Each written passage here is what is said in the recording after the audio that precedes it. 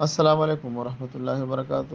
بھائی جان، آپ نے جو سوال بھیجا ہے کہ دنیا کب اور کیسے بنی ہے اور کتنے دنوں میں بنی ہے، اور اسی طرح انسان کب اور کیسے وجود میں آیا ہے، سائنسی لحاظ سے اور مذہبی لحاظ سے اگر اس کی تفصیل مل جائے تو نوازش ہوگی۔ انشاء اللہ تعالیٰ میں کوشش کروں گا کہ سائنسی اور مذہبی لحاظ سے آپ کو سمجھاؤں، لیکن اس کے لیے ضروری ہے کہ آپ نے پورا سننا ہے اور اس کو آگے بھی شیئر کر دیں، جس سے تمام ساتھیوں کو فائدہ ہو۔ سائنسی لحاظ سے کائنات کی تخلیق کے بارے میں دو نظریے ہیں ابھی تک۔ ایک نظریہ قدیم فلاسفہ کا تھا۔ قدیم فلاسفہ اس بات کے قائل تھے کہ وہ کائنات کو قدیم مان رہے تھے۔ قدیم فلاسفہ کا یہ نظریہ تھا کہ کائنات قدیم زمانے سے آ رہا ہے اور اس کی کبھی بھی تخلیق نہیں ہوئی ہے۔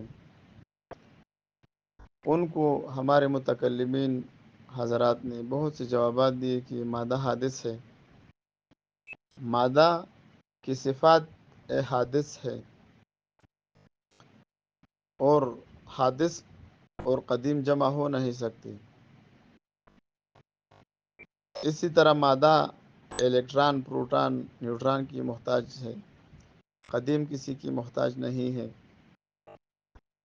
خود ارسطو کا یہ نظریہ ہے کہ مادہ اپنے وجود میں علت کے لیے احتیاج رکھتا ہے تو قدیم محتاج نہیں ہوتا۔ اس کے بارے میں مقالہ رد الالحاد میں ہم نے بہت تفصیل سے گفتگو کی ہے۔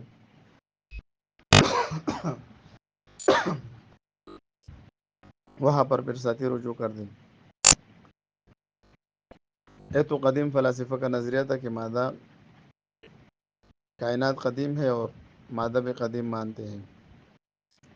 جدید فلاسفوں میں، سائنسدانوں میں 20ویں صدی میں بگ بینگ کا نظریہ پیش ہوا کہ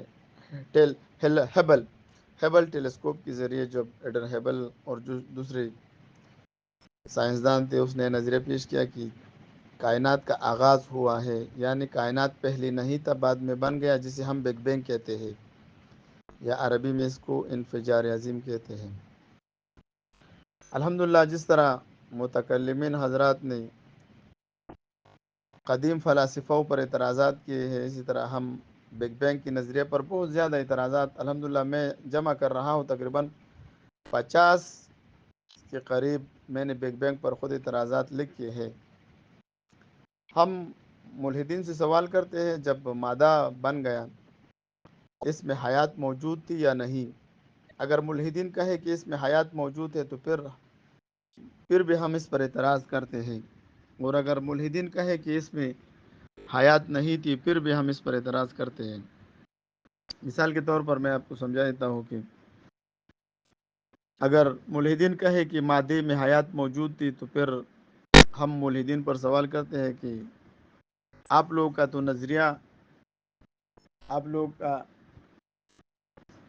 تو نظریہ ارتقاء کا ہے، کیا جو مادہ بن گیا جس سے کائنات بنی، یہ ارتقاء سے گزرا ہے یا نہیں؟ تو ضرور گزرا ہوا ہوگا۔ وہ جو دوسرا مادہ ہے وہ بھی ارتقاء سے گزرا ہوگا، تیسرا مادہ ہے وہ بھی ارتقاء سے، چوتھا مادہ، یہ تو دور اور تسلسل ہے، جو معقولات میں مسلم ہے کہ دور اور تسلسل باطل ہے۔ اگر ملحدین کہے کہ اس میں حیات موجود نہیں تھی، جو مادہ بن گیا اس میں حیات موجود نہیں تھی، پھر بھی ہم اس پر سوال کرتے ہیں کہ بے جان مادے سے جاندار کیسے بن گئی؟ اس کا جواب ملحدین کے پاس نہیں ہے۔ پھر ہم ملحدین سے سوال کرتے ہیں کہ یہ تو عام میتھس، ریاضی کی عام قواعد ہے کہ صفر جمع صفر، صفر جمع صفر، صفر جمع صفر، صفر جمع صفر، 50 لاکھ دفعہ صفر جمع صفر لکھ دے، نتیجہ صفر آئے گا۔ جب کچھ چیز موجود نہیں تھی تو پھر بگ بینگ کیسے ہوا؟ پھر کسی چیز کے ہونے کے لیے وقت کی ضرورت ہوتی ہے، وقت موجود نہیں تھا۔ اسٹیفن ہاکنگ خود کہتا ہے کہ بگ بینگ کے بعد وقت کا تخلیق ہوا، اسی طرح زمان نہیں تھا، کسی چیز کے لیے زمان اور مکان کی ضرورت ہے، اس وقت نہ زمان تھا نہ مکان، تو پھر بگ بینگ کیسے ہوا؟ ہم ملحدین پر الحمدللہ 50 سے زیادہ سوالات میں نے خود اس پر جمع کیے ہیں۔ تو یہ تو سائنس کا نظریہ ہے کہ مادہ بگ بینگ کی وجہ سے بن گیا ہے، جدید سائنس کا۔ ہم اس پر ایک مشہور اعتراض بھی کرتے ہیں کہ جب بگ بینگ ہو رہا تھا اس وقت مادہ اور ضد مادہ، میٹر اور اینٹی میٹر جسے کہتے ہیں، یہ بن گئے۔ اب مادہ موجود ہے لیکن ضد مادہ موجود نہیں ہے، وہ کہاں ہے؟ اس کے بارے میں ملحدین کے پاس کوئی بھی جواب نہیں ہے اور نہ سائنسدانوں کے پاس جواب ہے۔ یہ تو سائنس کی وضاحت ہم نے کر دی۔ اور انسان کب سے ہے اس کے بارے میں تقریباً 60 لاکھ سال پہلے، بعض کہتے ہیں کہ 70 لاکھ سال پہلے سے انسان اس کائنات میں موجود ہیں۔ ارتقاء کی وجہ سے پہلے برمان سے انسان کنورٹ ہو کر انسانی حالات میں آئے۔ اب ہم سائنسدانوں سے اور ملحدین سے ارتقاء کے نظریے پر بھی اعتراض کرتے ہیں کہ کسی چیز کے بننے کے لیے ایک چیز جب کامل بن جاتا ہے اس کے بارے میں 4 چیزوں کا ہونا ضروری ہے: علت اور معلول۔ علت کے تامہ کے لیے 4 چیزوں کا ہونا ضروری ہے۔ اس کے لیے بنانے والا موجود ہونا ضروری ہے۔ جس طرح میں مثال پیش کرتا ہوں، میرے پاس جو موبائل ہے، میں جو ریکارڈ کر رہا ہوں نا، اس موبائل بننے میں 4 چیزیں درکار ہے۔ اگر ان میں ایک بھی نہیں ہوگی تو یہ موبائل نہیں بن سکتا۔ پہلے نمبر پر اس کا بنانے والا ضروری ہے، اگر بنانے والا نہ ہو تو یہ بن نہیں سکتا۔ دوسرے نمبر پر اس کا مٹیریل، اگر اس موبائل کا مٹیریل نہ ہو تو یہ موبائل بن نہیں سکتا۔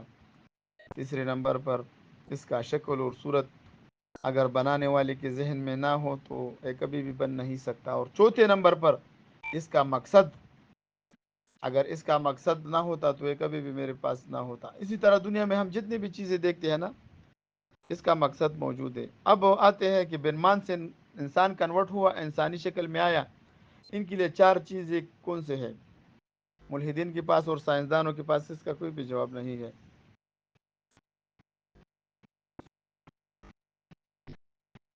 ملحدین کے پاس ایک سوال کا بھی جواب نہیں ہے، کیونکہ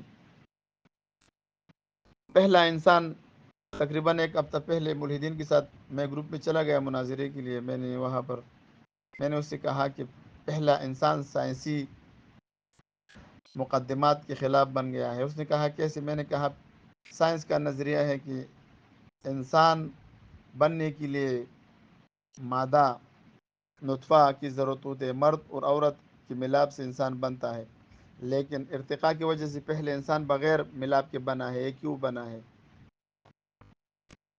اس کے پاس، ملحدین کے پاس اس کا کوئی بھی جواب نہیں ہے، نہ سائنسدانوں کے پاس ہے۔ تو دوسرے نمبر پر شکل اور صورت انسان کو کس نے دی ہے ایسے خوبصورت؟ یہ تو اللہ وضاحت کرتا ہے، وفی انفسکم افلا تبصرون، اپنے جسم کو دیکھو، لقد خلقنا الانسان فی احسن تقویم ولقد کرمنا بنی آدم، اور اس طرح بہت سے آیات ہیں اسلام کی انسان کی تخلیق کے بارے میں وضاحت ہو چکی ہے۔ ملحدین اور سائنسدانوں کے پاس اس کا کوئی بھی جواب نہیں ہے۔ تیسرے نمبر پر جب اس کا نطفہ نہیں تھا تو یہ کیسے بن گیا؟ اور چوتھے نمبر پر اس کا مقصد معلوم نہیں ہے، بے مقصد کیسے بن گیا؟ اس کا مقصد معلوم ہے، اللہ رب العزت نے وضاحت کی ہے کہ الذی خلق الموت والحیات لیبلوکم ایکم احسن عملا۔ تو الحمدللہ انسان کی تخلیق کے بارے میں بھی اور اسی طرح کائنات کی تخلیق کے بارے میں بھی، بگ بینگ کے بارے میں ہمارے پاس 4 موجود ہے۔ جب بگ بینگ ہو رہا تھا اس وقت مادہ نہیں تھا نا، جب مٹیریل نہ ہو تو ایک چیز نہیں بن سکتا، مٹیریل کے لیے بنانے والا ضروری ہے۔ ملحدین کے پاس اس کا کوئی بھی جواب نہیں ہے۔ اب مٹیریل سے ایک کائنات بن گئی، اس کا مقصد معلوم نہیں ہے، ملحدین کے پاس اس کا بھی جواب نہیں ہے۔ ہمیں تو معلوم ہے کہ اس کائنات کا مقصد معلوم ہے، اس کا بنانے والا ضروری ہے، بنانے والا ہمارے پاس موجود ہے کہ اللہ تعالیٰ ہے، ان کے پاس کوئی بھی جواب نہیں ہے۔ تو بگ بینگ اور ارتقاء دونوں کی وجہ سے جو جدید سائنس کا نظریہ ہے، کائنات اور انسان اس وجہ سے وجود میں آئے ہیں۔ پھر ہم کہتے ہیں کہ ہم مزید ارتقاء کیوں نہیں کر سکتے؟ ہاں، مچھر کے پاس 3 دل ہے، ہمارے پاس 1 دل کیوں ہے؟ ہم مزید ارتقاء کیوں نہیں کر سکتے؟ ہم اندھیرے میں دیکھ نہیں سکتے۔ اسی طرح مچھر کے پاس 2 دماغ ہے۔ اسی طرح سائنس کا نظریہ ہے کہ مچھر 10 کروڑ سال سے ہے اور انسان 60 لاکھ سال سے، ہم سے تو مچھر بھی آگے ہے نا۔ اگر ارتقاء کو مانا جائے تو ملحدین اور سائنسدانوں کے پاس اس کا کوئی بھی جواب نہیں. اب آتے ہیں کہ مذہب کے بارے میں. تو ہم نے الحاد کے اصولوں میں یہ بات سمجھا دی ہے کہ بائبل کا ایک نظریہ بھی ہے کہ دنیا کی عمر 6000 سال ہے. ہمارا یہ نظریہ ہے کہ دنیا کی عمر چاہے 10 ارب سال ہو، 14 ارب سال ہو، کروڑوں ارب سال ہو. اس سائنس کا نظریہ ہے کہ 14 ارب سال پہلے کائنات بن گئی بگ بینگ کی وجہ سے. شاید میں لفظ بھول گیا تھا، اب ذہن میں آیا. ہمارا یہ نظریہ ہے کہ کائنات کو اللہ رب العزت نے تخلیق کیا ہے، اور اللہ رب العزت نے اس کو 6 دنوں میں بنایا ہے. اب یہ سوال کرتے ہیں ملحدین کہ اللہ نے 6 دنوں میں کیوں بنایا؟ کن فیکون کا خالق 6 دنوں میں کیوں اس نے کائنات بنائی؟